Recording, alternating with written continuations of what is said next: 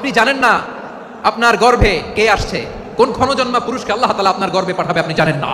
মানুষ হচ্ছে খনি, এই খনির যত্ন নিতে হবে। আমার মা বাবা যারা এসেছেন, আপনার ছেলে মেয়ের যত্ন নেন। আপনার ছেলের মধ্যে যে কি পটেনশিয়াল আপনি জানেন না। আপনার এই ছোট্ট অবুজ ছেলেটাই আগামী দিনের শায়েখ আহমদুল্লাহ হবে। আপনার হেফসখানায় পড়া ওই ছোট্ট ছেলেটাই আগামী দিনের আল্লামা মামুনুল হক হবে। আপনার ওই ছেলেটা আমির হামজা হবে, আব্দুল হাই সাইফুল্লাহ হবে। এভাবে বড় বড় আলেম হবে, তারা যুগশ্রেষ্ঠ আলেম হবে। সেই একদিন এই বাংলাদেশের পার্লামেন্টে যে বক্তব্য দিয়ে যশোরের পক্ষে কথা বলবে। আপনি জানেন না, কাউকে ছোট করবেন না আপনি, ওর কনফিডেন্স আপনি কমাবেন না, আপনি কমাতে পারেন না।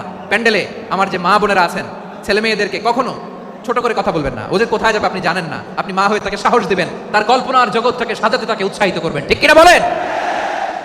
আর আমার প্যান্ডেলের আমার প্রিয় শ্রদ্ধাশীলা মায়েরা বোনেরা, আপনারা তো আরো দামি সম্পদ। বিশ্বনবী বলেন আর দুনিয়া কুল্লু হামাচা, আল্লাহ আল্লাহ আল্লাহ, বিশ্বনবীর কথার ওজন দেখেন। আর দুনিয়া কুল্লু হামাচা ওয়া খায়রু মাতা'আদ দুনিয়াল মারআতু সালিহা। বিশ্বনবী বলেন দুনিয়ায় যা দেখো সব আল্লাহর দেওয়া অ্যাসেট, মানে সম্পদ। আর এত অ্যাসেটের ভিড়ে সবচেয়ে শ্রেষ্ঠ সম্পদ হচ্ছে নেককার নারী। সুবহানাল্লাহ।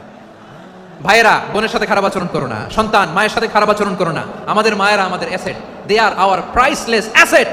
কারণ এই মায়েদের পেটে এসেছে আল্লাহর ওলিরা, এই মায়েদের পেটে এসেছে খান জাহান আলী, এই মায়ের পেটে এসেছে শাহজালাল ইয়ামানি, এই মায়ের পেটে এসেছে আল্লাহর সব নবীরা।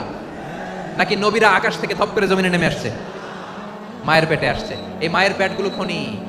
আমার সম্মানিতা মায়েরা বোনেরা, নিজেকে ইসলাম দিয়ে সাজান, নিজেকে ইসলাম দিয়ে সাজান, নিজেকে পবিত্র রাখুন, নিজের আব্রু ইমান ইজ্জতের হেফাজত করুন, কোরআন পড়ুন, সুন্নাহ পড়ুন। আপনি জানেন না আপনার গর্ভে কে আসছে, কোন ক্ষণজন্মা পুরুষকে আল্লাহ তাআলা আপনার গর্ভে পাঠাবে আপনি জানেন না।